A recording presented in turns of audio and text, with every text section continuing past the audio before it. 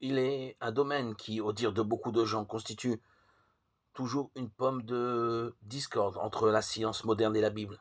Les hommes de science croient pour la plupart à la théorie de l'évolution, qui fait évoluer tous les êtres vivants à partir d'une forme de vie primitive apparue il y a des millions d'années.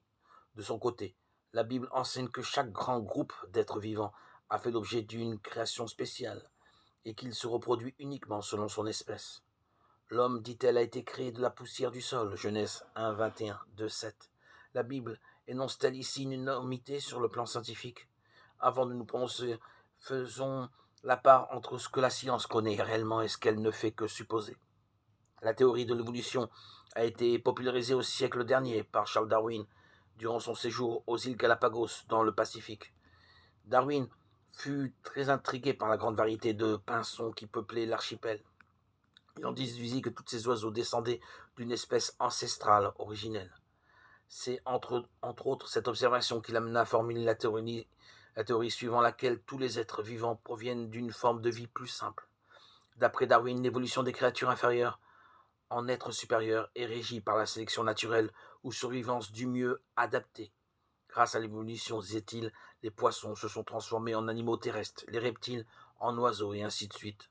En fait, rien de ce que Darwin observa sur ces îles Galapagos isolées n'allait à l'encontre de la Bible, qui n'exclut pas la présence de variétés à l'intérieur de chaque grande espèce. Par exemple, toutes les races humaines sont issues d'un seul couple, Genèse 2, 7, 22, 24. Il n'était donc pas étonnant que diverses variétés de pinsons se soient développées à partir d'une même espèce.